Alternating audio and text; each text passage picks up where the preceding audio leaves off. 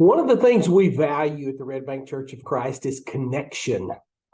Today we're going to talk about a very special type of connection, and that is the dating relationship. I'm Steve Lusk with the Red Bank Church of Christ, and all this year we've been looking at a little book that is a devotional guide for us. It's entitled My Family. Hope that you've been following along with us. We're at week 34,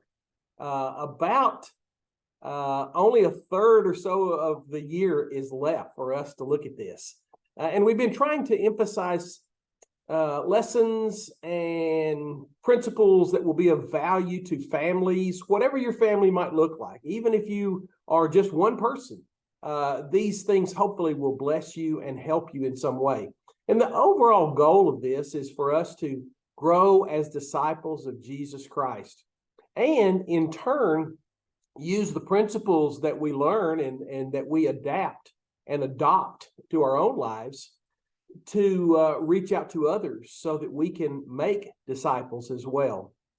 This week, the lesson series is entitled How to Teach Your Children About Dating. And so it brings up the whole idea of the dating relationship. You know, children aren't the only ones that date. Sometimes those adults who are older, who may have lost a mate, or who may have never married, find themselves in a dating situation. And the author describes what he calls 5 stages of dating. And I think these are good for us to think about. I think they're relevant to any time we have an engagement, a connection between people who are wanting to grow in closer relationship with each other. And particular in the relationship that we call dating. He talks first of all about attraction. And of course, we know that there's an old expression, and I think it's true, that beauty is in the eyes of the beholder. But there's something about human beings that we tend to be attracted to each other. We tend to be attracted to others. There may be any number of reasons why we're attracted to people. And it's not just physical beauty. It may have to do with personality characteristics, especially as we get to know that person. But attraction is the first thing that kind of draws us to another person. And we need to tell our young people that that's a normal part of life. It's normal for us to be attracted to a member of the opposite sex and to want to find out more about them and to be with them and to be connected to them in some way. So this is a natural part of the process.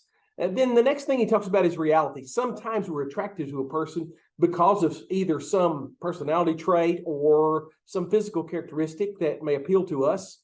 And the more we get to know that person, the more we realize we're just not that compatible. And so that maybe sometimes leads to a breaking off of that relationship or a changing of that relationship. Maybe it becomes just a friendship or just a casual acquaintance as opposed to one that maybe goes to the next level. But as we learn about other people, the reality of relationships set in, and we begin to find out that there are things about this person that we didn't know that are even more appealing and more attractive to us, characteristics. And usually those are those personality traits, those individual characteristics that attract us to another person.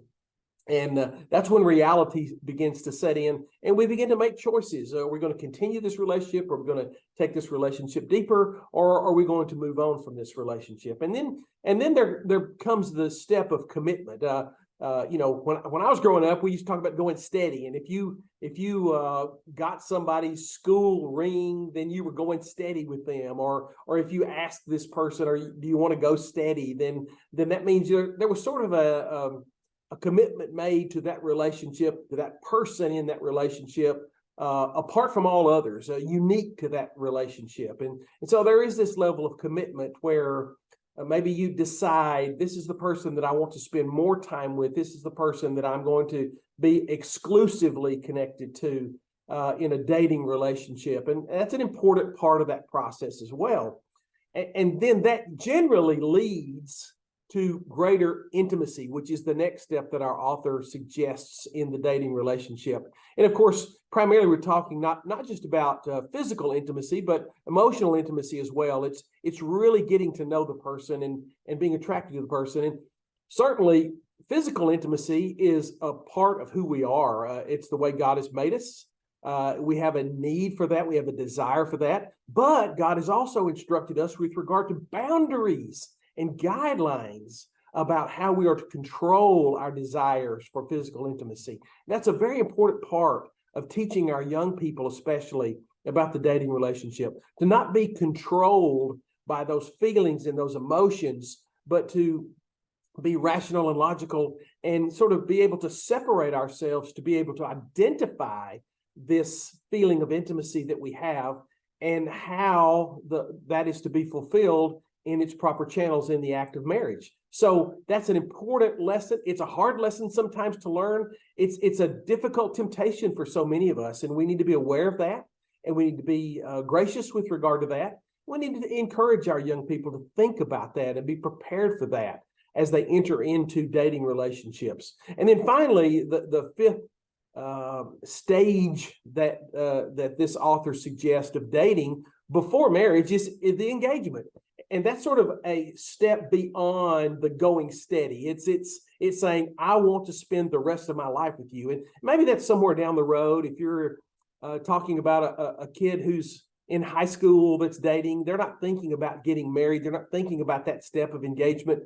They're not even emotionally ready for that in any way. Maybe there's a number of dreams and ambitions and goals that they have in life, but they're nowhere near that. But at some point, if that relationship continues to grow, then there needs to be that commitment. And we know, of course, that that's something that goes all the way back to biblical times.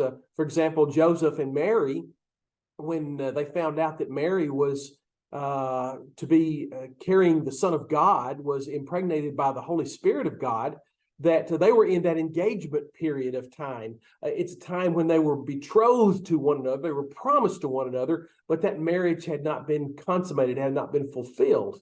And that's part of what makes the virgin birth of Jesus so unique and so amazing, so wonderful for us to consider.